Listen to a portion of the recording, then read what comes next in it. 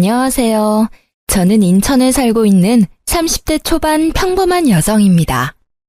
코로나가 심해서 여행은커녕 멀리 사는 가족들 얼굴도 못 보던 게 바로 엊그제 같은데요.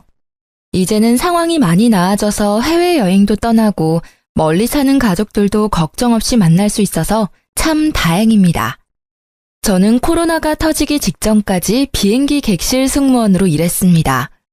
스튜어디스 일은 코로나 바이러스 때문에 그만둔 게 아니라 그 즈음에 제 건강이 많이 안 좋아져서 퇴사했었어요. 제가 퇴사하고 나니 급작스레 돌연변이 바이러스가 생겼다길래 저도 깜짝 놀랐습니다. 그 이후로 같이 일하던 동료들은 비행을 쉬는 날이 더 많아지고 순환 근무를 하다 보니 다들 저 따라 퇴사를 많이 하더라고요.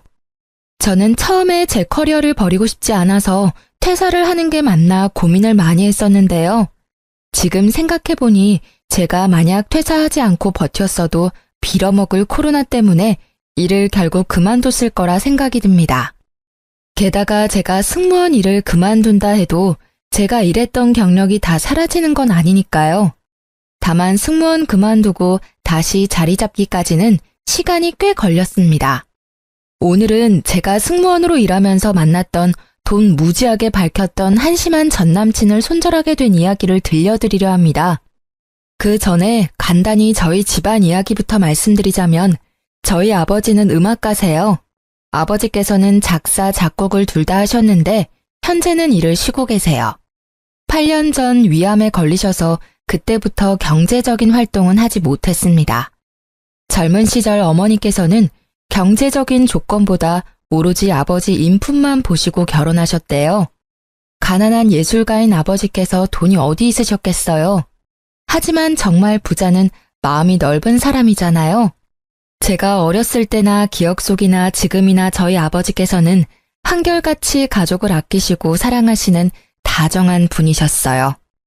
그래서인지 저도 엄마처럼 아빠를 닮은 사람이랑 결혼하고 싶다는 생각을 많이 했습니다.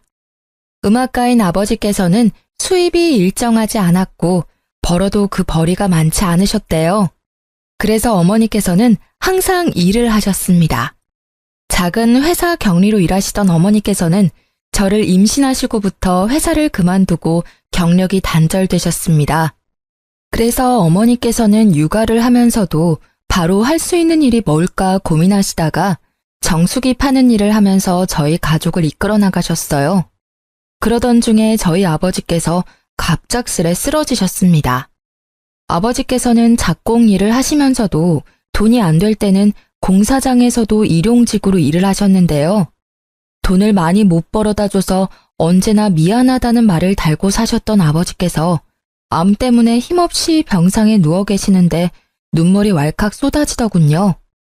암조차도 아버지 탓이라며 우시는데 마음이 너무 안 좋았습니다. 저와 어머니는 그런 아버지가 더 이상 무너지지 않게 지키는 일밖에 할 수 없었어요. 게다가 저는 한창 승무원 면접을 보던 때라 아르바이트를 고정적으로 할 수 없었고 어머니 정수기도 잘 안 팔리는 때였어서 그때가 가장 저희 집의 암흑기였습니다. 그즈음 정말 운 좋게도 저는 그토록 바라던 항공사에 최종 합격을 했습니다. 그렇게 아버지가 치료에만 전념할 수 있도록 항공사를 3년 동안 열심히 다녔어요. 대학병원에서 독한 항암 치료와 수술을 병행했고 다행히 아버지는 그 힘든 병마를 이기셨죠. 퇴원하시고 나서 간병에 힘쓰셨던 엄마는 다시 정수기 회사에 복직하셨습니다. 그때쯤 저는 욕심이 많아서 회화학원을 등록했어요. 외국인분들과 소통을 할 수 있는 정도였지만 조금 더 유창하게 잘하고 싶었거든요. 남자친구와의 첫 만남은 바로 그 직장인 영어학원에서였어요. 제가 비행 근무 시간이 바뀌거나 비행이 연착되면 시간이 없어 승무원 머리를 풀지 못하고 학원에 갔는데요. 그 뽕이 들어가고 올백인 머리 스타일을 어필하고 하는데 어떤 남자가 제 헤어스타일을 보고 아는 채 말을 걸어오더군요. 승무원 준비생이신가 봐요. 아, 네. 저도 아는 동생이 그쪽 분야에 일해서요. 열차 승무원? 아니면 항공 승무원? 어떤 쪽 준비하세요? 항공 승무원이요. 너무 예뻐요. 승무원 꼭 붙을 것 같아요. 저는 한 번도 대화 나눈 적 없는 사람이 살갑게 말을 걸어오는 게 좀 불편했습니다. 제 몰골도 일하다 와서 형편없다고 생각했으니까요. 그래서 애써 가짜 웃음을 짓고는 불편하게 수업을 들었어요. 하지만 남자는 아랑곳하지 않고 서로 친해졌다고 생각했는지 복도에서 종종 마주칠 때마다 참 반갑게도 인사를 하더라고요. 청아씨, 안녕하세요. 네, 안녕하세요. 전 처음엔 아예 관심이 없어서 이름조차 몰랐는데 그 남자는 제 이름을 기억하고 엄청 친근하게 부르더라고요. 그것조차 부담스러워서 저는 늘 딱딱하게 대답하곤 했습니다. 하지만 한결같이 만날 때마다 제게 반갑게 웃으며 인사하는 사람한테는 눈길이 갈 수밖에 없더라고요. 보다 보니 성격도 쾌활하고 사람이 괜찮아 보였어요. 연애라고는 고등학교 때 선배 짝사랑한 거 말고는 해본 적 없는 저는 남자에 대해서 잘 몰랐거든요. 당연히 남자 보는 눈이 그때 있을 리가 없었죠. 처음에는 거절했는데 우연히 승객으로 탄 그 사람을 우연히 만나게 됐는데요. 조금 알고 지냈다고 그 순간 얼마나 반갑던지. 지금 생각해보면 그날따라 무척 힘들었던 비행이어서 그랬던 것 같네요. 그 사람은 혹시나 저를 만날까봐 챙겨왔다며 주섬주섬 간식 꾸러미를 내밀었습니다. 그 따스함에 반했던 것 같아요. 남자도 그때부터 더 적극적으로 제게 대시했습니다. 서로 사귀기 시작하고 알게 되었죠. 남자친구는 평범한 회사원이었어요. 역시나 제가 처음 봤던 첫인상 그대로 사람 참 좋아하고 대인관계 원만하고 잘 웃고 쾌활하고 뭐 그런 사람이었어요. 사실 지금 30대에 그런 놈을 만났더라면 실체를 알아차렸을 텐데. 그땐 저도 지금보다 순수하고 어렸기 때문에 첫눈에 반했다는 남친의 말에 넘어가고야 말았습니다. 그런데 연애를 하다 보니 딱 한 가지 걸리는 게 있었어요. 돈 씀씀이가 너무 해프더라고요. 옷이나 신발을 보면 언제나 준 명품은 되는 브랜드였고 가방은 300만 원이 훌쩍 넘는 명품이더라고요. 여자인 저보다 가방을 자주 받거든 남친을 보고 처음엔 신기했습니다. 관심 분야가 다르다지만 똑같이 월급 300만 원 받으면서 매달 새로운 아이템 샀다고 자랑하는 남친에게 저도 모르게 잔소리를 하고 있더라고요. 자기야, 나는 달마다 저축에 적금까지 빠져나가면 별로 안 남던데 자기는 어때? 나? 나는 월급 받아도 크게 저축이나 적금 같은데 돈 넣지는 않으니까. 아무래도 너보단 여유롭지? 난 현재 충실한 편이거든. 뭐? 저축이랑 적금을 안 하고 있다고? 왜? 뭐 문제 있어? 아니, 요즘엔 다들 적게라도 적금 한두 개는 들고 있어, 오빠. 우리도 지금부터라도 저축하고 살자, 응? 우리라니? 내가 돈 벌어서 내가 쓰겠다는데 우리라니. 아니, 우리 한 살이라도 젊고 이렇게 벌고 있을 때 한 푼이라도 아끼는 게 좋잖아. 매번 자기 쇼핑하는 거 옆에서 보면 몇십이 아니라 많게는 100 단위로 쓰는 것 같아서 나 사실 조금 걱정돼. 너 설마 지금 나 사치 심하다고 돌려가는 거야? 아, 그런 게 아니라 난 오빠랑 결혼까지 생각하는데 오빠 경제관념이랑 내 경제관념이랑 좀 다른 것 같아서 한 번쯤 오빠랑 이야기 나눠봐야겠다고 생각 들었어. 그러니까 네가 지금 왜 그런 이야기를 이 타이밍에 하는지 난 잘 모르겠어. 우리가 지금 결혼했니? 장아야, 너 너무 앞서지 마. 아무리 연인 사이라도 할 말이 있고 안 할 말이 있는 거야. 오빠야말로 내 말을 너무 부정적으로 해석하지는 않았으면 좋겠어. 진짜 난 오빠랑 결혼까지 생각하고 있으니까 말 꺼낸 거였지.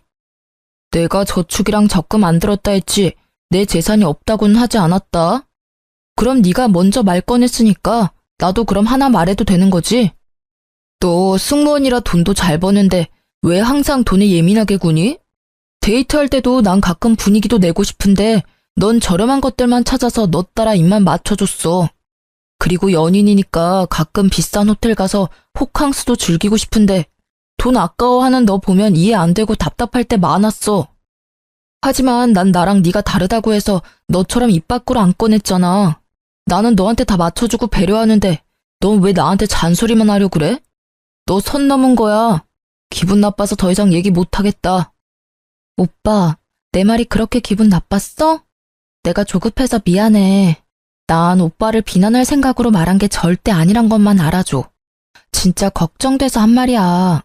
우리가 벌면 얼마나 번다고. 비슷하게 벌고 있잖아, 우리. 그래서 이제 그만 말해. 아, 상아야. 너는 잘 모르겠지만 말이야. 난 부모님께서 주시는 돈도 있고 내가 버는 돈도 있어서 이렇게 풍족하게 쓰면서 사는 거야. 집안의 경제적 수준이 다르니까. 우리 씀씀이도 당연히 다른 거야. 내가 사치 부리는 게 아니란 말이지. 내가 너 자격지심 생길까봐 얘기 안 했었거든? 근데 너 너무 열등감 있는 거 아니야? 네가 하도 잔소리를 하니까 나도 좀 듣기 거북해서 진짜 솔직히 말하는 거야. 알았어, 오빠. 그만해. 싸우기 싫어. 싸움은 네가 먼저 걸었잖아. 그렇게 저희는 한참 동안 같은 자리에서 똑같은 말싸움을 하고 한 달 동안이나 냉전을 가졌습니다. 그렇지만 결국 둘 다 화해를 원했고 저희는 다시 예전처럼 돌아올 수 있었습니다. 오빠는 욱해서 심하게 말해서 미안했다고 사과를 했고 저는 가끔 분위기 낼 겸 오빠 입맛에도 맞추겠다고 사과했죠. 지금 생각해보면 그때 왜 다시 만나기로 했는지 제 스스로가 굉장히 멍청하다고 생각들었습니다. 그런데 그 남자를 전부 다 겪고 나서 다시는 그런 남자 안 만나야지 하고 인생을 배우는 기회도 됐던 것 같아서 이제는 자책하며 후회는 안 하려고 합니다. 그때는 제가 더 어렸어서 판단력이 흐렸거든요. 그냥 남친의 말을 들으니 제 자신이 궁상 맞은 거란 생각도 들고 남친의 말대로 집안의 경제적인 상황은 각자가 다르니 씀씀이도 다를 수 있겠구나 생각했네요. 그래서 그 순간은 미친 듯이 창피해서 그 이후론 돈에 관한 얘기는 절대 안 꺼냈습니다. 그냥 재력에 따라 다르게 사는 거라 틀린 게 아니라 다를 수밖에 없는 어쩔 수 없는 일이라 생각했어요. 그 이후로는 남친의 집안이 경제적으로 풍족한 집안이란 것도 자연스레 알게 됐습니다. 남친도 굳이 숨기려 하지 않았어요. 어머님이 해주셨다는 비싼 명품 시계를 보고 한번 몰래 속으로 놀라기도 했습니다. 자세히 알지는 못했지만 남친의 말로는 어머니께서 금융업계에서 일하신다 하셔서 제가 얼마나 남친에게 가짜는 조언을 했나 싶어 얼굴이 화끈하기도 했어요. 당연히 돈에 대해 잘 아시는 어머님께서 잘 관리하실 거라 생각이 들었으니까요. 그래도 외제차를 타고 다니고 명품을 좋아하는 남친은 남들이 보기에 허세는 있어 보였지만 심성은 착하다고 생각했어요. 집이 여유로워도 딴 길로 안 새고 회사도 착실하게 잘 다니고 있었으니까요. 무엇보다 남자친구가 저희 부모님께 굉장히 살갑게 구는 모습이 예뻐 보였어요. 아들처럼 굴면서 능글맞게 밥 한 끼 얻어먹는 남친의 인간적인 모습이 참 좋았거든요. 어머니, 오랜만에 어머니가 해주신 된장찌개 먹고 싶어요. 아이고, 어깨 주물러 준 값으로 얼마든지 먹고 싶은 거 내가 다 해줄게. 저는 그냥 청양고추 가득 썰어 넣은 된장찌개 말고는 다른 반찬 필요 없어요. 둘이 뭐야? 나 왕따 시켜? 우리 딸 분발해야겠어. 아들이 주물러 주는 게 훨씬 시원하더라. 치, 엄마 딸 서운해? 뭐해? 경쟁자. 이제 어머니 밥하실 동안 아버님 다리 주물러 드리러 가자. 에헤이, 난 됐어. 손님으로 왔으면서 무슨 다리를 주물러. 그냥 상아랑 놀다가 들어가. 에이, 예비사위가 해드릴게요. 예비사위는 무슨, 식장 들어가기 전까지 모른다. 아빠께서는 매번 식장 들어가기 전까지는 모른다며 남친의 손길을 거부하셨어요. 가끔 아빠의 냉정한 모습에 서운해하는 남친을 보며 엄마께서는 분위기만 내는 거지 진지하게 받아들이지 마라 하셨죠. 그런데 요즘은 엄마께서 전 남친 얘기만 나오면 잘해준 게 후회되신다며 엄청 억울해하세요. 그럼 아빠는 이렇게 말씀하시곤 합니다. 여보, 그니까 내가 식장 들어가기 전까지는 아무도 모른다고 했지요? 그러니까요, 여보. 앞으로는 내가 꼭 당신 말 새겨드릴게요. 역시 우리 집에서 당신이 제일 현명해. 엄마, 아빠 죄송해요. 하나밖에 없는 딸내미가 남자 번호는 없어서 그런 놈 만나서요. 아니다. 너가 왜 미안해하니? 다 인생 경험이지. 그럼 그런 남자를 만나봐야 이상한 놈 거르고 좋은 놈 만나지. 이렇게 역시 아빠가 제일 현명하시다고 지금까지 저희 가족에게 회자되는 일입니다. 그럼 이렇게 사이좋았던 제 남자친구가 왜 전 남자친구가 됐는지 그 이유가 슬슬 궁금하실 것 같아요. 놀랍게도 헤어지자는 말은 제가 아니라 남자친구 입에서 먼저 나왔습니다. 결국 결판 지은 건 저였지만요. 아무래도 제가 승무원이다 보니 부모님 주변 분들 중 선짜리를 권유하시는 분들이 많았습니다. 선짜리 거절하는 것도 행복한 고민이시라며 엄마께서는 자연스레 남친과 결혼은 언제쯤 할 거냐고 여쭤보셨습니다. 결혼도 어느 정도 모은 돈이 있어야 하는 거잖아요. 저는 돈 때문에 망설이는 것도 없지 않아 있었습니다. 그래도 결혼을 하게 된다면 당연히 남친이랑 하겠지. 제 마음속으로 늘 생각했어요. 부모님은 그런 제 마음을 알아채셨는지 아빠의 저작권료 통장을 제게 내미시더라고요. 딸, 그동안 아무리 힘들어도 아빠랑 내가 이 통장은 안 건드렸다. 나중에 너 결혼하는데 단 몇 푼이라도 보태고 싶어서 말이다. 나중에 통장 정리하고 그 안에 있는 돈은 너 결혼 자금으로 써. 엄마, 아빠. 부모님의 응원에 저는 용기를 내서 남친에게 결혼에 대해 물어봤습니다. 오빠, 우리 결혼 말이야. 당장 구체적으로 계획을 세우는 건 아니더라도 대충이라도 그려놔야 하지 않나? 결혼? 그런데 생각보다 남친의 반응이 뜨뜨미지근하더군요. 그날은 그렇게 결혼에 대해 제대로 이야기도 못 해보고 대화가 흐지부지 흘러갔습니다. 게다가 집에 돌아와 생각해보니 남친과 2년가량 만났는데 저는 남자친구 집에 한 번도 놀러 간 적이 없더라고요. 남자친구 아버님은 돌아가셨고 어머님 한 분 계셨는데 매번 남친의 입으로만 안부를 듣고 한 번도 인사드린 적이 없다는 걸 그제야 깨달았습니다. 먼저 그런 말 꺼낸 적 없던 남친에게 은근히 서운도 했고 오히려 남친은 살갑게 저희 집에 잘 오는데 제가 미처 못 챙긴 건 아닌가 아차 싶기도 하더라고요. 자기야, 주말에 집에 한번 와. 엄마가 보고 싶으시대. 진짜? 우리도 이제 혼기 꽉 찼으니까. 연애만 하다가 헤어지는 커플들 많이 봤으니까 저도 남친과 그런 사이가 될까봐 좀 걱정스러웠는데 저 혼자만 허물켠 게 아니라 생각하니 너무 행복했습니다. 저는 과일 바구니를 들고 남친 집을 찾아갔습니다. 그런데 마중 나온 남친의 얼굴이 어둡더라고요. 오늘 너무 힘준 거 아니야? 어머님께 잘 보이고 싶은 마음에 그런데 이렇게 중요한 날 묘하게 웃지도 않고 기분이 안 좋아 보이는 남친이었어요. 남친의 집에 도착하니 생각했던 것과는 달라 속으로는 당황스럽기는 했습니다. 남친의 본가는 조금 허름하고 많이 낡은 주택이었습니다. 그동안 남친이 본인의 씀씀이를 합리화시켰던 부유함과는 거리가 멀어 보였어요. 저는 그 점이 싫은 게 아니라 남친이 해왔던 말과는 전부 다르니 속으로는 좀 황당했습니다. 제가 뭐라고 말을 꺼내지도 않았는데 남친이 한마디 하더군요.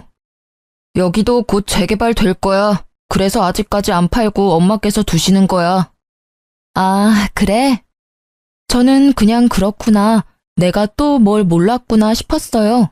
요즘 부동산 투자한다고 사서는 그곳에 실거주 하시는 분들도 많으니까요. 어쨌든 남친의 말과는 조금 다른 풍경의 집이었지만 저는 아무런 내색하지 않았습니다. 그런데 제가 밝게 웃으며 남친의 엄마에게 인사드리니 돌아오는 건 시큰둥한 반응뿐이었어요. 안녕하세요, 어머님. 얼굴이 반반한 게 다가 아니야. 네? 너 승무원이라고? 거기서 언제까지 일할 수 있는데 가족이면 항공권은 공짜로 받을 수 있나?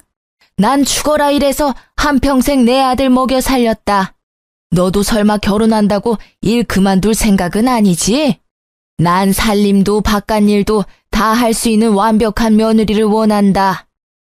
초대받은 줄 알았는데 오히려 공격적으로 쏘아붙이는 남친 어머님 때문에 할 말을 잃을 정도로 적잖이 당황했습니다. 아, 좀! 엄마, 우리 방금 왔잖아. 앉으라고 말부터 안 하곤. 상아야, 여기 앉아. 남친도 그 상황이 짜증나는지 잔뜩 예민해 보였어요. 알아서 앉으면 되는 거지. 뭘 앉으라고 말해야 앉아? 아, 죄송합니다.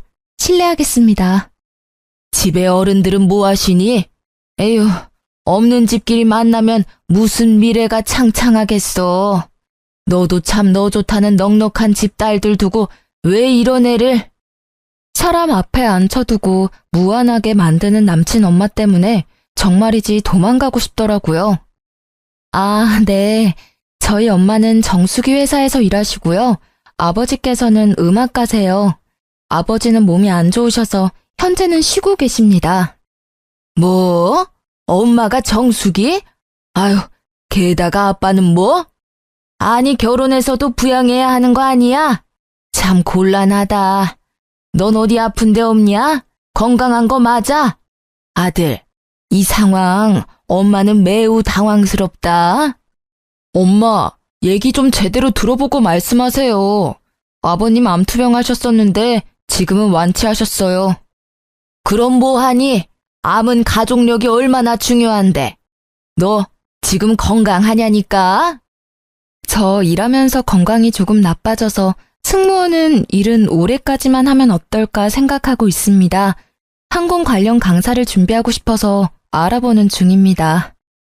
한동안 정적이 흐르고 남친은 자기 엄마와 똑같이 멋씹은 얼굴을 하고 있더라고요. 남친 엄마는 골똘히 생각하다 제게 버럭 소리를 지르기 시작했습니다. 뭐? 멀쩡한 승무원 일 그만두고 뭐가 어째? 아들, 넌 이런 애를 며느리감이라고 데리고 온 거야? 집안은 모자라도 승무원이라길래 웬만하면 내가 이 결혼 허락해주려고 했다. 너 일 그만두면 절대 내 아들이랑 결혼 못한다. 그렇게 중요한 일을 상의도 없이 너 혼자 생각하다 이제 말해? 애초에 취직할 생각이었냐? 내가 좀 산다니까 빌붙고 싶었어? 와, 뒤에서 승무원 그만둘 계획하고 있었던 거 소름 돋는다. 너 설마 아직도 내가 진짜 너한테 첫눈에 반한 줄 알아? 그런 척 한 거야. 너 얼굴 그 정도면 반반하고 여친이 승무원이면 내 기도 살고 월급도 많이 버니까 결혼 생각하고 만난 거라고. 승무원 그만두면 나랑 헤어질 각오해. 분명히 말했다. 너 일 그만두면 나랑 헤어지는 거야. 너의 메리트는 승무원이라는 그 이름값이야. 저는 참다 못해 남친의 뺨을 날렸습니다. 두 모자의 태도가 정말 기가 막혔어요. 어디 예비 신랑 뺨을 때려? 예비 신랑이라뇨. 나 진짜 어이가 없어서. 저도 승무원 이름값 운운하는 남자랑 결혼할 생각 없어졌네요. 제가 너무 아까워서 이런 집안에 시집 못 오겠거든요. 그리고 아줌마, 어떻게 처음 뵙는 자리인데 인사도 안 받아주고 물 한 잔 없이 취조부터 하나요? 저 무슨 잘못해서 경찰서 조사받으러 온 줄 알았어요. 너도 그래. 너 그동안 엄마가 금융업계 다니고 집은 50평대고 집안에 자산 많고 나랑은 수준이 다르다며. 너란 사람 온통 거짓말 투성인데 들어오는 순간까지 내가 참았어. 그런데 돈은 없어도 예의 없고 인성 모자란 집이랑은 나도 절대 결혼할 생각 없거든? 김칫국 마시지 마. 뭐, 아줌마? 트트 싸가지 봐라. 제가 자리를 박차고 일어서자 남친 엄마는 제게 버릇없다며 들어본 적 없는 욕짓거리를 퍼붓더라고요. 네네, 이왕 버릇 없는 김에 가져온 과일 바구니도 도로 가져갈게요. 제 돈 썼는데 여기 두고 가기엔 너무 아까워서요. 집에 가서 맛있게 먹겠습니다. 안녕히 계세요. 그건 두고 가. 들고 왔는데 그걸 또 도로 가져가는 게 어딨니? 직접 사드세요. 아들한테 사달라고 하던가요. 저 꿀 같은 휴무에 차려입고 여기까지 온 거 시간 낭비한 것 같아서 지금 너무 속상하거든요. 말하는 꼬락서니가 너 진짜 싹수가 노랗다 못해 지린내가 난다. 네네, 아무렴요. 여기 오는 길에 엄청 지린내가 나더라고요. 재개발 빨리 되기를 응원할게요.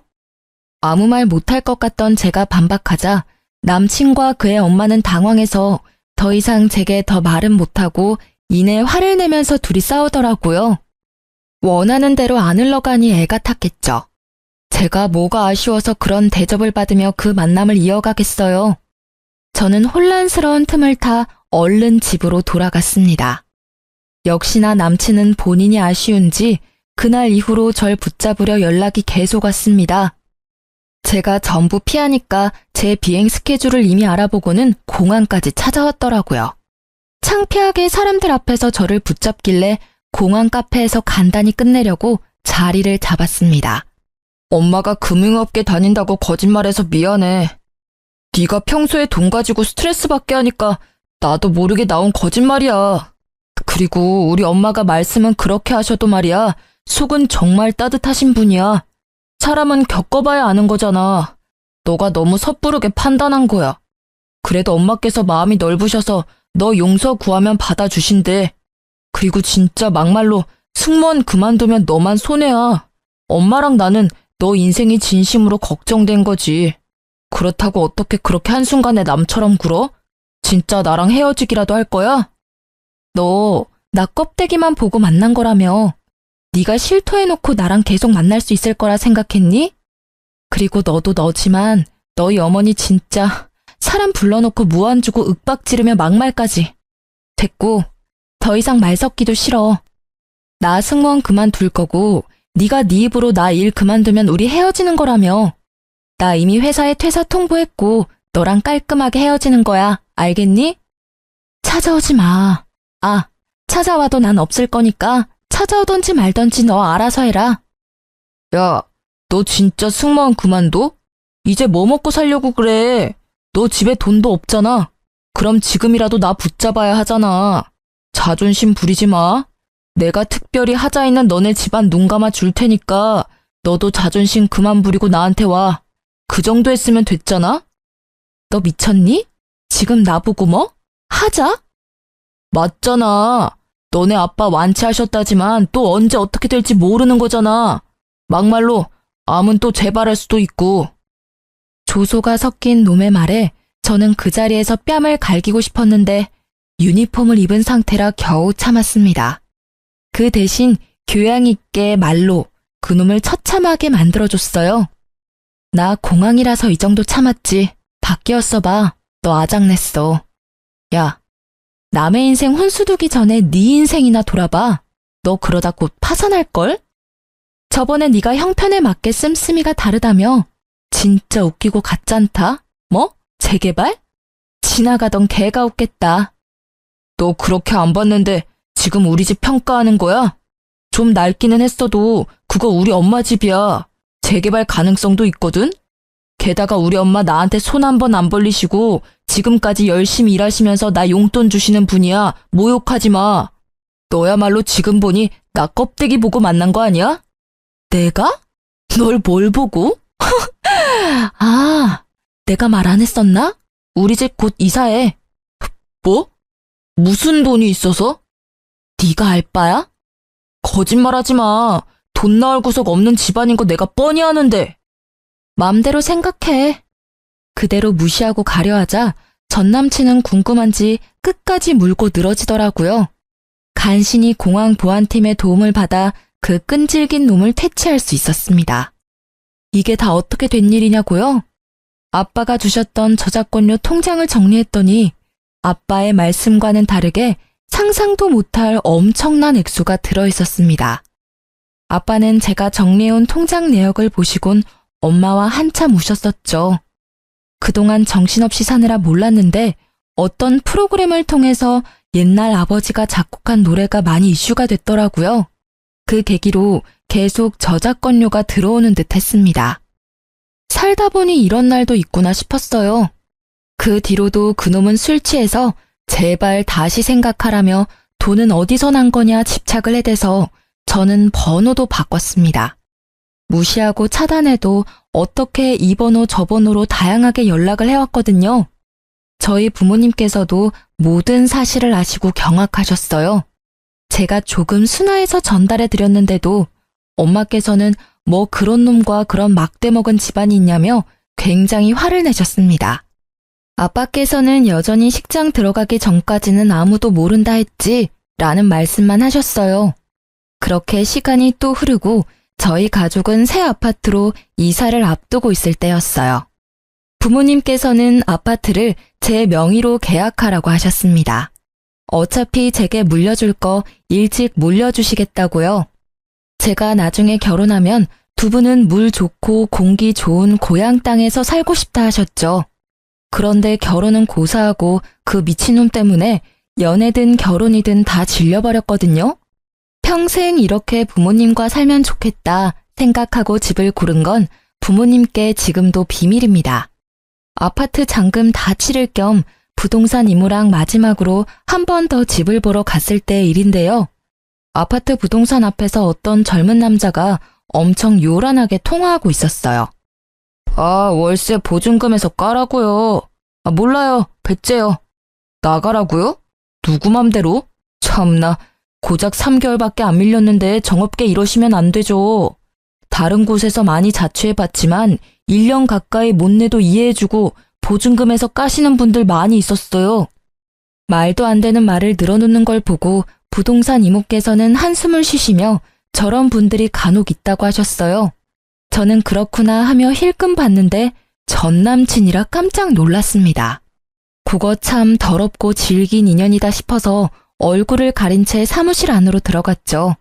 아파트와 오피스텔이 같이 있는 곳이었는데 부동산 이모께 들으니 그 오피스텔이 신축이라 보증금도 높고 월세에 관리비까지 100만 원이 넘는 돈이었어요.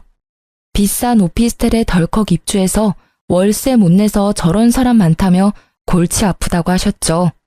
그동안 그렇게 사치 부리더니 돈에 허덕이는 꼴까지 보니 아주 우스웠습니다. 그런데 통화가 다 끝나고 부동산 안으로 전 남친이 들어오는 바람에 저를 발견하고 말았습니다. 조금 있으면 담당자 올 거니까 조금만 기다리세요. 저는 나가봐야 해서요. 예. 볼일 보고 오세요. 아니, 그런데 저는 사모님인 줄 알았는데 아직 미혼이라셔서 깜짝 놀랐어요. 혼자 힘으로 아파트 대출 안 끼고 사는 젊은 분들이 많지는 않으니까요. 어떤 일 하시는지 실례지만 살짝 여쭤봐도 될까요? 저요? 승무원으로 일하다가 지금은 퇴사하고 프리랜서 강사로 예비 승무원 교육하고 있어요. 어머, 어쩐지 얼굴도 너무 예쁘시더라. 근데 승무원이 연봉 높은 건 알았는데 그렇게 많이 줘요? 아니, 저희 딸도 고등학생인데 승무원 지망생이거든요. 다음에 좀 상담받으러 가도 될까요? 물론이죠. 제 명함 드릴게요. 승무원으로 일할 때 연봉은 높긴 했는데요. 여기 아파트 계약한 건 제 돈 아니에요. 저는 저축한 돈 따로 있고 아파트는 부모님께서 주신 돈으로 사는 거예요. 아파트 한 채 정도는 외동딸인 저한테 주고 싶다 하셔서요. 아버지께서 음악가이신데 저작권료가 좀 쏠쏠해요. 어머, 진짜 복 받으셨네. 나 일단 다른 분 잠깐만 안내하고 돌아올 테니까 여기서 편하게 쉬고 있어요. 한 5분이면 될 것 같네요. 저는 일부러 전 남친 들으란 듯이 얄밉게 털어놓았습니다. 그동안 궁금했던 진실을 알게 된 전 남친의 얼굴은 볼만했어요. 당장 제게 말 걸고 싶어하는 눈치더라고요. 그렇게 부동산을 나서는데 따라 나온 전 남친이 이게 다 어떻게 된 일이냐고 붙잡고 묻더라고요. 아버님 저작권료가 그렇게 많았어? 왜 나 만날 때는 티를 안 냈어? 아버님 대단하시다. 제가 대꾸하지 않자 전 남친은 갑자기 제 바지가랑이를 붙잡더라고요. 상아야, 우리 다시 잘해보자. 너 강사 일해도 내가 너 먹여 살릴게. 미쳤다고 내가 너 같은 애랑 만나? 내가? 왜? 지 월세 하나 제대로 못 내놓은 놈이 어디서 허세야. 꺼져. 다시 한번 충고하는데 너 인생이나 똑바로 살아. 상아야, 제발. 너 많이 화난 거 알아. 근데 장인어른 말고도 집안에 남자가 한 명쯤은 있어야지. 장인어른? 너 미쳤어? 드디어 정신이 가출한 거야? 우리 아빠 편찮으시다고 비웃을 때는 언제고 돈 많으시다니까 군침 흐르니? 이거 안 놔? 너 같은 버러지 놈을 우리 집에서 왜 받아주겠니? 그땐 내가 너무 철이 없었어. 그때라 해봤자 몇 개월 전인데 지금은 좀 낫고? 어머, 두 분 아는 사이세요? 그때 부동산 이모께서 다시 다가오셨고 저는 순진한 얼굴로 말했습니다. 모르겠어요. 저 아세요? 왜 이러세요? 어머 총각, 왜 모르는 아가씨 바지가랑이를 잡아요? 그러다 잡혀가요. 놈은 등짝을 몇 대 맞고서는 허탈한 얼굴로 사라지더군요. 너무 통쾌했습니다. 그런데 가족들과 아파트로 이사하고 전 남친을 다시 여기서 마주치게 될까봐 너무 찝찝했어요. 부동산 이모에게 은근슬쩍 물어보니 그 인간 결국 집주인에게 쫓겨났으니 걱정하지 말라더라고요. 이모 말로는 젊은 사람이 빚은 또 얼마나 많은지 우편함에도 빚 독촉 우편이 한가득이었다며 다시 돌아올 일은 없을 거라고 하셨네요. 진짜 한심한 인생이라고 생각했어요. 그놈 제가 예전에 씀씀이 충고한 거 들었으면 그 꼴은 안 나지 않았을까요? 자업자득이라 생각했습니다. 저는 전 남친도 쫓겨났다 하고 걱정거리가 싹 사라졌습니다. 그런데 또 곧바로 정말 기가 막힌 일이 생기더라고요. 엄마가 오랫동안 다니셨던 정수기 회사를 그만두신 지도 2년이 넘었었죠. 엄마 정수기 다닐 때 알던 동생이야. 아들이 너무 사고만 치고 다녀서 그거 매번 갚고 다니느라 정작 수중에 모은 돈도 없대. 내가 짠해서 해줄 건 없고 정수기라도 비싼 거 해주려고. 정수기 말고도 비데랑 이것저것 다 해줘야지. 엄마, 또 너무 다 해주면 그 이모께서 좀 부담스러우시지는 않을까요? 나 잘된 거 다 뻔히 알고들 있는데 오히려 안 해주면 엄마가 욕먹을지도 몰라. 저는 쉬는 날이라 소파에 누워있다 잠들었고 곧 시끌벅적한 소리 때문에 깼거든요. 초인종이 울리고 대문이 열리자 정수기 설치 기사님과 이모 총 2분이 오셨더라고요. 그런데 정수기 이모가 낯익은 얼굴이라 깜짝 놀랐습니다. 언니, 정말 성공했네요. 얘기 듣기만 들었지 이렇게 직접 보니까 너무 부러워요. 입구부터 부잣집 아파트인 거 티가 딱 나더라고. 성공해서도 이렇게 저 잊지 않고 챙겨줘서 고마워요. 이거 별거는 아니지만 귤 한 봉지 사왔어요. 이런 걸 뭐하러 사와? 아유, 잘 먹을게. 들어오세요들. 딸, 엄마 손님들 오셨어. 그만 자고 일어나. 그 말로만 듣던 공주 직접 보는 거야? 우리 공주 쉬는 날이라 자다 깨서 몰골이 좀 그렇네. 안녕하셨어요? 저는 전 남친 엄마를 먼저 알아보고 아주 썩은 미소를 지었습니다. 화들짝 놀라서 귤봉지를 떨어뜨리는 전 남친 엄마를 보고 엄마는 왜 그러냐고 당황하셨습니다. 엄마, 그때 나 물 한 잔도 안 주고 하대하던 전 남친 엄마 기억나지? 그 몹쓸 놈이랑 그 몹쓸 놈 엄마라는 사람? 이분이야, 엄마. 뭐? 언니, 그게 아니라요. 얘, 너 정말 미옥 언니 딸이니? 아니, 정수가 지금 내 딸 하는 말이 사실이냐? 언니, 그게, 아유, 미안해요. 나도 내 코가 석자라 뭐 할 말이 없네요. 참나, 그놈 엄마가 정수기 넣으라는 말이지? 정수기 계약은 없던 걸로 해야겠다. 다른 제품 계약도 안 할 거야. 당장 돌아가. 기사님 죄송해요. 설치 안 해주셔도 돼요. 제가 출장비는 입금해 드릴게요. 기사님께서 먼저 나가시자 무릎 꿇고 비는 전 남친 엄마였어요. 언니, 내가 미안해요. 그런데 내가 요즘 좀 힘들어서 그런데 이번 계약만 좀 어떻게 안 될까요? 당장 내 집에서 나가라. 내 딸이랑 더 이상 한 공간에 있는 꼴 못 봐. 저기 아줌마, 집에 과일이 많아서요. 귤은 도로 가져가서 아들이랑 드세요. 저는 얄밉게 그분께 귤봉지를 쥐어주며 배웅했습니다. 그 뒤로 전 남친 엄마는 무슨 낯짝인지 자신이 잘못했다면서 홍기 꽉 찬 아들, 딸 지금이라도 이어주자고 뻔뻔하게 다시 연락을 해왔어요. 엄마는 어디 귀한 내 딸 넘보냐고 자식 교육 똑바로 시키고 심성 곱게 써야 일도 잘 풀리는 거라며 쓴소리 하셨다 합니다.